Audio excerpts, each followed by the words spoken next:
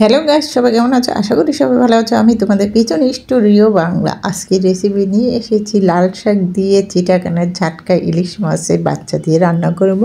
খুবই মজা এবং লোভনীয়। যদি না খেয়ে থাকো আমার সঙ্গে থাকো এবং পুরো রেসিপিটা দেখতে থাকো।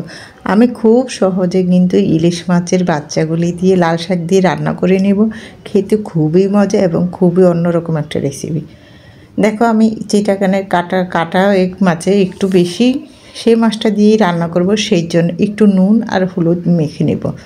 এটা চিটাগাঙের ইলিশ মাছ।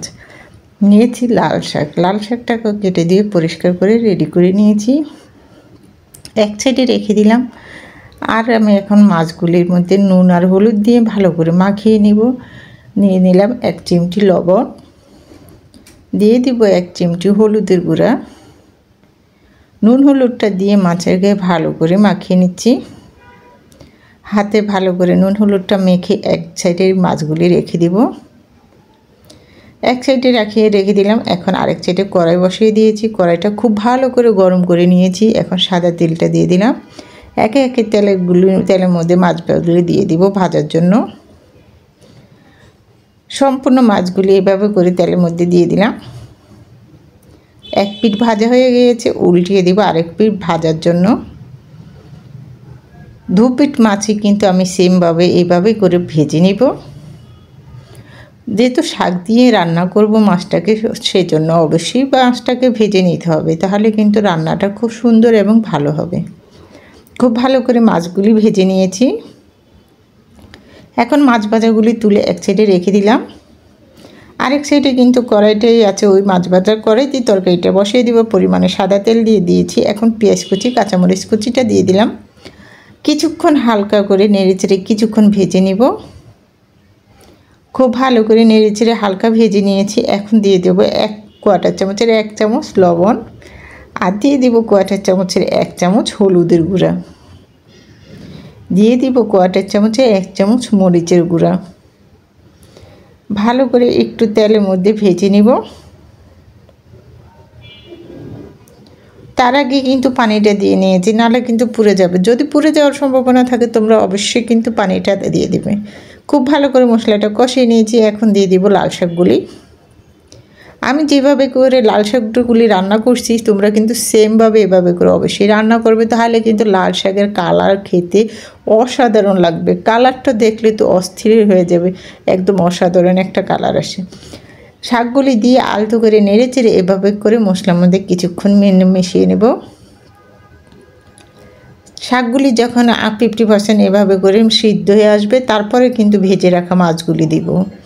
দেখো শাকগুলি খুব নরম এবং খুবই সুন্দর অল্প হয়ে গিয়েছে। শাক যখন সিদ্ধ হয় তখন কিন্তু কম হয়ে যায়।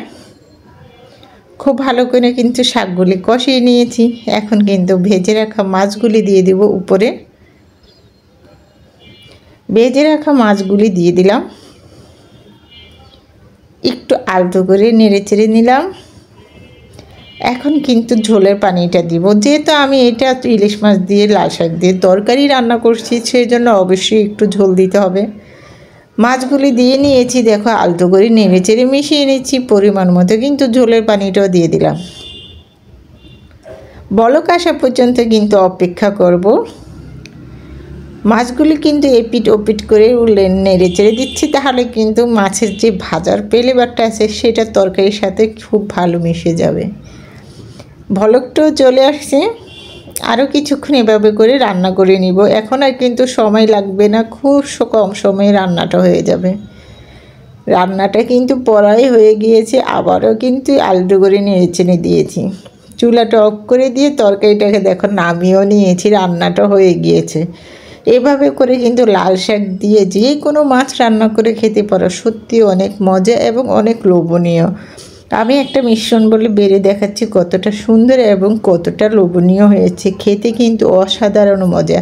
আর শীতের লাল শাক দিয়ে কিন্তু রান্না করলে, শাক ভাজি বলো তরকারি বলো, খেতে খুবই ভালো লাগে। শীতের সময় লাল শাকটা খেতেও মজা এবং খুব নরম থাকে।